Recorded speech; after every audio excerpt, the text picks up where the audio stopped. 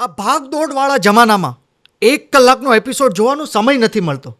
હા, અમે તમારી માટે લઈને આવ્યા છીએ shorts clip. Yours podcast Gujarati shorts clip. તો કોમેન્ટ અને સબસ્ક્રાઇબ કરવાનું નહીં ભૂલતા. તો શ્રીમદ ભગવદ્ ગીતામાં તમે ધર્મની વાત કરી, ધર્મ અને સંબંધનું કેટલું મહત્વ દર્શાવ્યું છે. ઓકે, ધર્મ અને સંબંધ. તો સંબંધ કોનાથી? આજે મોસ્ટ ઓફ લોકો કર્મથી સંબંધ માને છે. તો આપણે પહેલા એ સમજીએ ધર્મ શું છે. આમ તો શાસ્ત્રોમાં ધર્મ કહે છે ધારયતિ ઇતિ ધર્મ, જેને ધારણ કરી શકાય એ છે ધર્મ. જેવી રીતે પૃથ્વી છે તો એણે પર્વતોને, નદીઓને, સમુદ્રોને ધારણ કર્યા છે. ધર્મ ધારયતિ ઇતિ ધર્મ. ધર્મનું સીધું ટ્રાન્સલેશન યદિ આપણે કરીએ આપણી લેંગ્વેજમાં તો કર્તવ્ય, આપણી ફરજ, એ છે ધર્મ.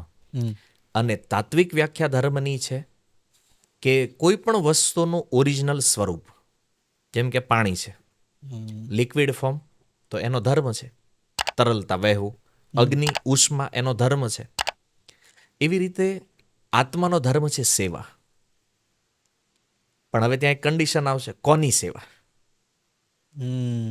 તો બે જ વસ્તુ છે, એક માયા છે, એક ભગવાન છે. Choice is your. માયાની સેવા કરશો તો ભગવાન છૂટશે, અને ભગવાનની સેવા કરશો તો માયા છૂટશે. બેમાંથી એક, ત્રીજો કોઈ ઓપ્શન નથી. 100%. એટલા માટે ધર્મ જે છે એને સમજવું બહુ જરૂરી છે. કારણ કે આજકાલ ધર્મના નામે ઘણી બધી ગલત વાતો લોકોમાં, અને ધર્મ છે શરીરના લેવલ ઉપર ધર્મ અલગ છે, આત્માના સ્તર ઉપર ધર્મ અલગ છે. શારીરિક લેવલ ઉપર પરિવારનું પાલન કરવું એક ધર્મ છે, માતા પિતાની સેવા કરવી ધર્મ છે, રાષ્ટ્રની સેવા ધર્મ છે. પણ આ બધું શારીરિક બેઝ ઉપર છે, બોડી લેવલ પર છે. જ્યારે સ્પિરિચ્યુઅલ પ્લેટફોર્મ, આત્માના સ્તર ઉપર ધર્મ એ છે ભગવાનની સેવા. ડાયરેક્ટ એક જ વ્યાખ્યા છે એની. ધર્મમ તું સાક્ષાત ભગવત પ્રણીતમ. ભગવાન જે બોલ્યા છે એ ધર્મ છે. તો એ ભગવદ્ ગીતાના રૂપમાં આપણી સામે છે. મતલબ જે કર્તવ્ય નિર્દેશ થયો છે આપણો, એ ધર્મ છે. તો અત્યારના પરિપ્રેક્ષ્યમાં જો આપણે લેવું હોય તો ધર્મ એટલે કર્તવ્ય. જે ગીતામાં તમે જો કે અર્જુન ક્ષત્રિય છે, એને યુદ્ધ કરવું નથી, તો ક્ષત્રિય એનો ધર્મ છે. તો ધર્મ અનુસાર કર્તવ્ય છે યુદ્ધ કરવું. હવે અર્જુન ના પાડે છે, યુદ્ધ કરવું નથી. તો ભગવાને ભગવદ્ ગીતા કહી અને એને યુદ્ધ માટે પ્રેરિત કર્યો છે, નહીં કે હિંસા માટે, લડવા માટે, એના કર્તવ્ય માટે તૈયાર કર્યો છે. આજ ભગવદ્ ગીતા જો કોઈ બ્રાહ્મણને સમજાવતો હોત ભગવાન, તો એને એના કર્તવ્ય માટે રેડી કરે. આજ ભગવદ્ ગીતા કોઈ વ્યાપારીને સમજાવતો હોત, વૈશ્યને, તો એને કહે તારે વ્યાપાર કરવો જોઈએ, તારું કર્તવ્ય, જેમ અર્જુનને યુદ્ધ માટે. એટલે કોન્સેપ્ટ જે મનમાં આવ્યો છે કે અર્જુનને લડાવી રહ્યા છે ભગવાન, ઈ નથી, એને એના કર્તવ્યમાં સ્થિત કરી રહ્યા છે. તો આ છે ધર્મ. તો આપણો કર્મથી અને ભગવાનથી સંબંધ જે છે ને એને ક્લિયર કરે છે ભગવદ્ ગીતા. ધર્મની રિયલ આઈડેન્ટિટી જે છે એ ગીતા બતાવે છે.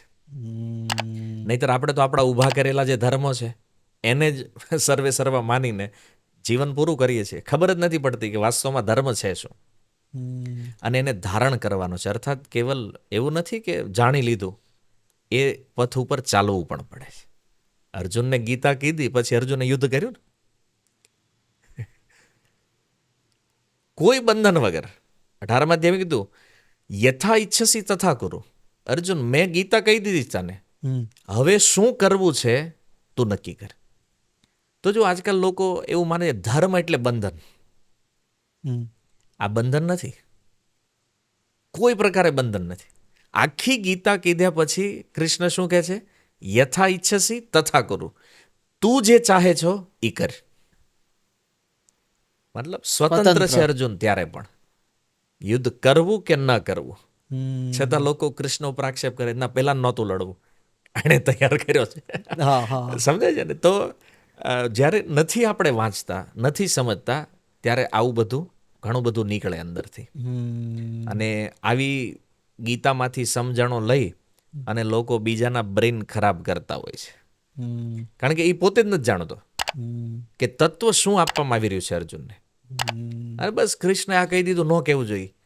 તો એક પ્રશ્ન એવા લોકો માટે થાય કે તમે કૃષ્ણથી વધારે બુદ્ધિમાન છો. કે વ્યાસદેવથી વધારે બુદ્ધિમાન છો, કે જેને લાગ્યું છે ગીતામાં ન હોવું જોઈએ? નથી.